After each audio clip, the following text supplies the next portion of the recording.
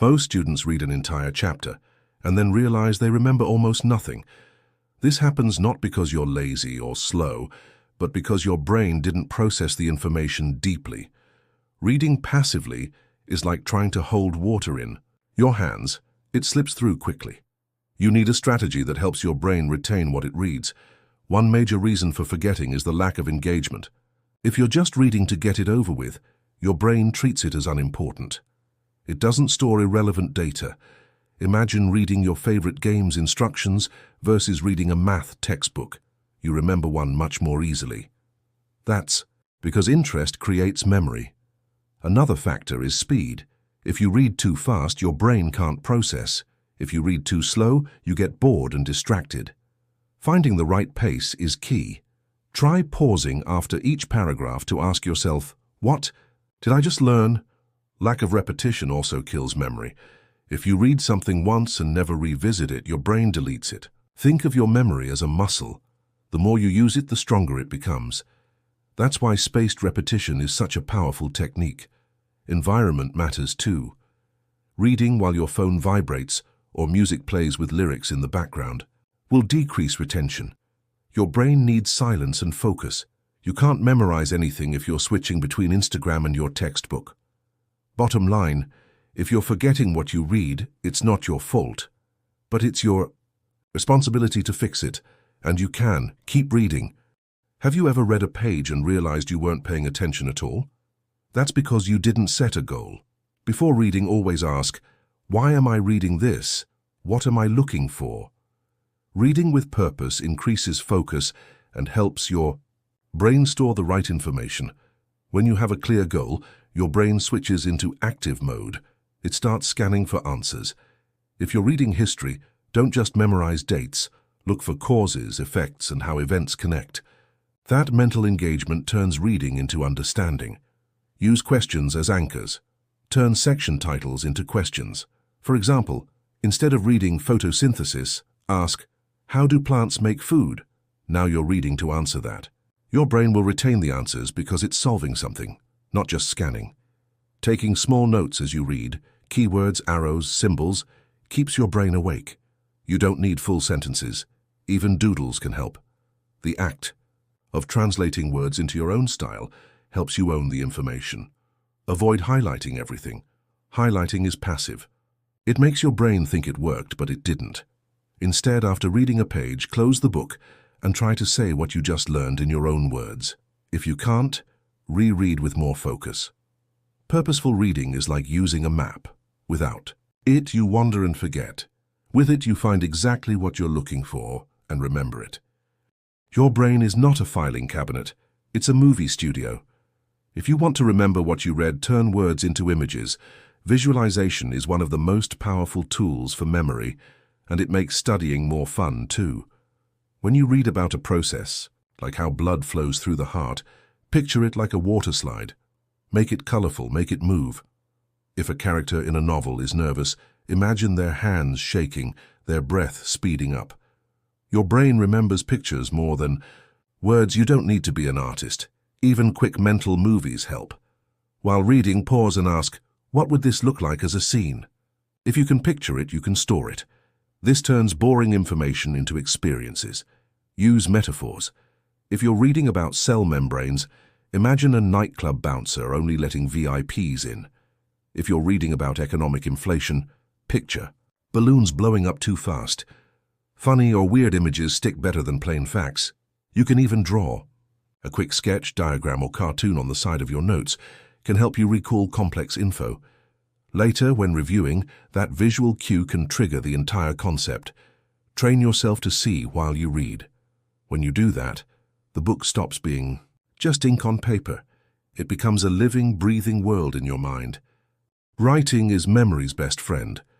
When you write something down in your own words, your brain processes it more deeply. It's like teaching someone, and teaching is one of the best ways to learn. After reading a page or section, close the book and try writing a summary from memory. Keep it short. Even just 5 bullet points will do. If you get stuck, that's good. It means your brain is working hard to recall, and that effort builds strong memory. Don't copy the book. Summarize. Use your own language. Say it how you'd explain it to a friend. That forces your brain to translate information, which makes it easier to remember later. Use flashcards. Write questions on one side and answers on the other. Then quiz yourself. The act of retrieving an answer strengthens the memory. It's like lifting weights for your brain. You can also write questions for yourself. When reviewing, answer them out loud. This active recall is 100x better than rereading the same paragraph over and over. Your brain learns best by doing, not just seeing. Writing takes effort, yes, but that effort is the difference between forgetting tomorrow and remembering forever. Reading once is not enough. Your brain forgets fast. If you want to remember, you need to review, but smartly. This means spacing your reviews and testing yourself, not just looking at notes. The best way to review is called spaced repetition. Read today, review tomorrow, then 2 days later, then a week later. Every time you come back, you remember more and forget less. It's how memory was designed to work. Use active recall. Don't just read your notes. Test yourself on them. Cover the answer. Ask, what was this again? If you can pull it from memory, great. If not, review it again. Every retrieval strengthens the neural pathway. Create mind maps.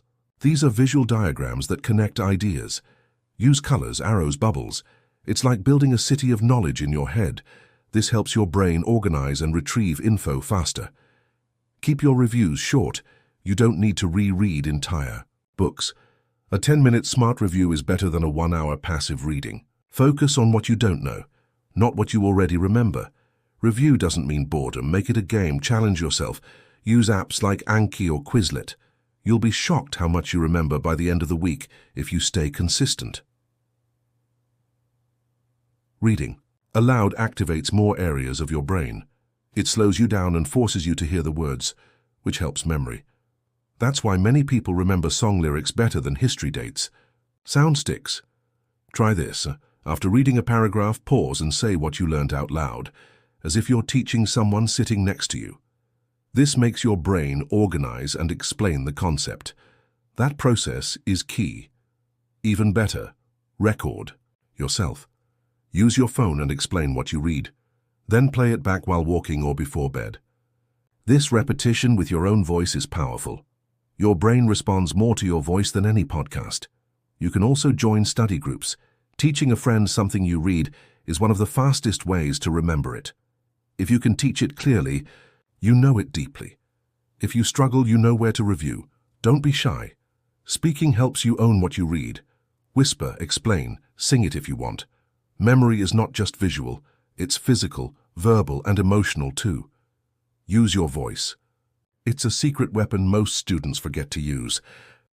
The strongest memories are emotional.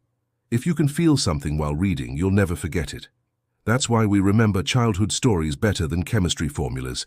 You must connect, find meaning in what you read.